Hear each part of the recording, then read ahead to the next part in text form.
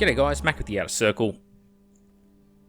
I want to talk about the new Sisters of Battle miniatures being previewed here, because there are two things that come to mind. One is the miniatures and one is their codex.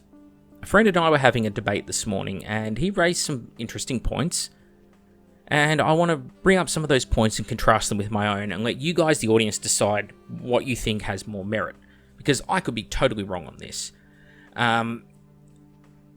So that'll be the second part of the video. The first part is we're going to talk about these miniatures in brief, because I don't think there's much to say. I think all these miniatures, which are sisters in power armor wearing bigger suits, are some of the stupidest models I've seen in a long time, and they don't look like Warhammer. Call me a grumpy old man who doesn't like change. I don't care. It doesn't look like the rest of the universe that the game is set in. This doesn't feel like a gothic sci-fi horror setting unit. This is comical and it looks like something out of like War Machine. It does not look like something that belongs in the Imperium. Imperium units are not sleek with gothic style armor plate like this unit is. They're clunky War Machines because the technology regresses as fast as it progresses.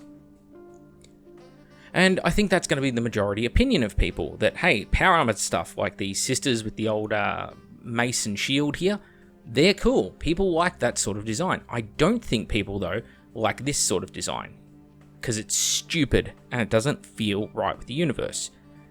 I don't think that's a very subjective one either. There will be people who like them. There are always people who like things that they shouldn't. Okay, there's plenty of people who love meth. Doesn't mean it's a wise move to smoke it every day. Now, let's take 1 second here to appreciate this, okay? Here we have the Castigator. This is a Predator battle tank with another name. Here we have a Space Marine Centurion with another name. Here we have Blade Guard Veterans with another name. See, for all Games Workshop's talk of sisters and not Marines, and the fact that they don't want to make female Space Marines, they're doing their damned hardest to do it on the sly, because they're making Sisters of Battle into Space Marines. Unit by unit, they're getting closer to Space Marine and further from Witch Hunters. Now, take that how you will. The thing that I think is important, though, with today's video is not the model discussion, because there's no discussion to be had there. The suits within suits is shit. Anyone who thinks otherwise is an idiot. And let's move on. What we're moving on to is the codex. Now, my friend raised a few very valid points. Firstly, he's an event organizer for 40k. He also plays a lot of 40k. I am neither of those things. I mostly play 30k. So he immediately understands the community better than I can. So, for a start, that's a point in his favour. My belief is that this codex is too soon on the heels of the previous one. He argues that, look, with the new edition, the current Sisters Codex, or the 8th edition codex, does not work. It doesn't sync up well with the new edition. Therefore, they need the new codex, and 40k players would rather have it. My belief is that's, one, it's a toxic mindset. But two, doesn't it just go to show the bad faith that the company has acted in here? See, in my mind, it's, okay, the Sisters Codex, for those who were able to get in early on it, got it in November of 2019. 2020 as a year was mostly the year of lockdowns, so very few people actually got to get much utility out of that. And here we are in May of 2021, so, 18 months on? And it's a new codex. Is that not a little too soon for a new codex? Especially when there are other factions that don't have a new codex, which are have been waiting longer than the Sisters. That's one argument to be made. The next, I would argue, is, okay, whose fault is it that a new edition dropped? It's Games Workshop's. Games Workshop are the ones who chose to, within 9 months of the Sisters release, bring out an entirely new edition. Well, if they work 2 years in advance on their projects, that means that they were fully aware and had time to alter course on that decision. They chose not to. They chose that the codex they were releasing would be superseded within months of it being released, and they also chose to do so in the middle of the pandemic period. This means that people not only had these things for what I already deem is a short amount of time, but they didn't get to utilize them very well within that time frame. I think that's a major con. Now, speaking against that point, he did have to say, 40k players don't care about whether or not they're getting the utility or money's worth. They would rather have a codex which is functional. And that's an interesting argument. So the bad practices of the company and it being released so quickly is not really an issue to him. And it wasn't to another friend who also plays a lot of 40k and 30k.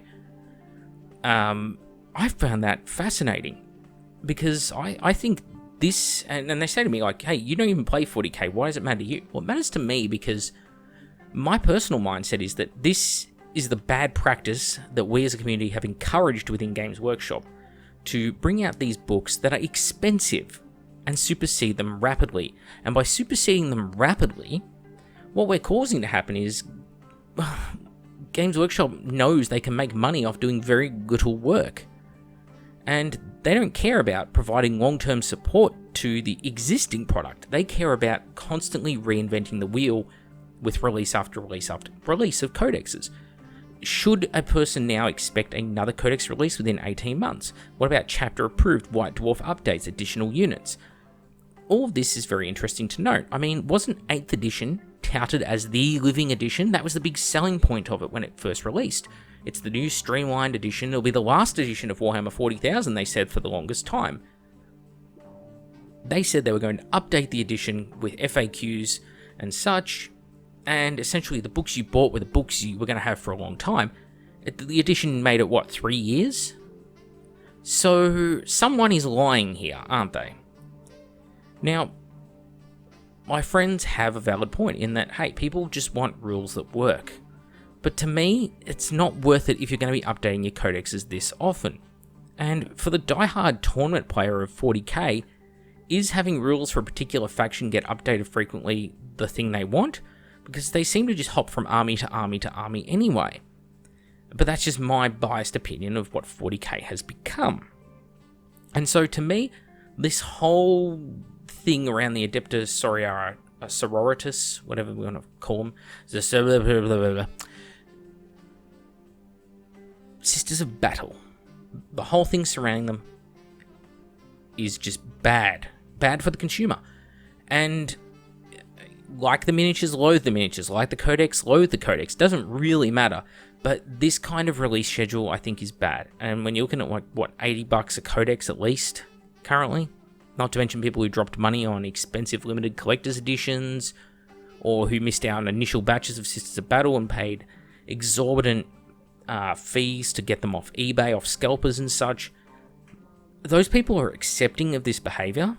I'm not necessarily accepting of this behavior. I think it's in poor form. So, yeah, I don't hate the Sisters range. I don't think things like this new Not Predator look bad.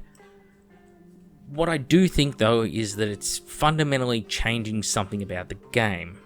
And I don't approve of that. And I don't approve of dodgy marketing techniques. And I don't like some of the things like this model. But, as my friends fairly pointed out, I'm not the one playing this game. There are things Games Workshop could do to redeem their relationship with me and get me back into 40k, but this is not that thing.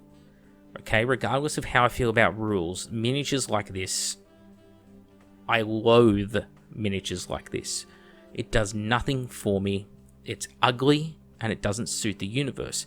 And I think that's what people fall down upon. They get too caught up on the rule of cool, and they like to generate excuses on behalf of, the company, themselves, whatever. It doesn't really matter. And point out things and say, who cares? The science fiction universe is all made up. And yeah, but if you remove all stakes and all rules from your universe, why have anything? Just make it a free-for-all. Why not have, World War II US Marines fighting Sisters of Battle for all it matters? Make up your own thing if you don't care about the background of your universe or keeping an aesthetic style. This doesn't look like the sort of unit that's used by a crumbling Imperium. I mean, even that basic plotline has changed. The Imperium is no longer a crumbling, rotting mess that people should be fearful of living in. Okay, the 40k universe is the one that no one ever wanted to live in. That was the joke for the longest time, and it was set up over decades. You know, the grimdark future, there is only war. Now it's the Imperium are the good guys. And the story is slanting more and more that way. And Games Workshop created things like Belisarius Call, and they're doing so in a way to create a bunch of new models to fill out their ranges with, because they feel there's money to be made off it. Not because it's the direction that the story has naturally progressed in. And that should worry people, because I'm all for a company making profit. Okay? That's the whole reason they exist as a company. It's not just to make people happy, but it's to make money. But making money is not antithetical to keeping people happy. Why can't they produce miniatures that fit into the universe or progress the story comfortably instead of these terrible, terrible directions they keep taking the hobby in? They're quite capable of it. They just choose not to do it because they don't care, and people enable this bad behavior in them. So as far as I'm concerned, the people who support this and want to buy crap miniatures like this one in front of you, you deserve what you get. There's no discussion to be had on that, in my opinion. There are very few things I will deadlock into in life. My basic philosophy is, if you can come up with valid arguments, I will always take them on board, because I'd rather accept a valid argument than look like a complete idiot. But something like this, and saying this is a good miniature for Adeptus Sororitas in 40k, is a lie. It is not. It is a bad miniature. And so I'm just not going to move on that position. I don't care if people dislike the video. I don't give a crap what simps think. Some things are just good. I know that most of the community is going to look at these and say, these look great. These keep the theme of medieval style witch hunters in a science fiction universe. People are going to believe that. They're going to think that. They're not going to think that, though, about the suits within suits. And also, Games Workshop, if there is one thing that any of the people who work for you can take away from this video, learn how to sculpt female heads. The one on the left here, the banner bearer, I like the model a lot, but that head looks like a burn victim with a Joan of Arc wig plus on top. It looks like Simple Jack from Tropic Thunder. For fuck's sake, learn to sculpt. Female heads are not that hard. You've got male ones down to a fine art, and you've got disabled ones down to a fine art too, it seems. Mac with the Outer Circle. See you next time.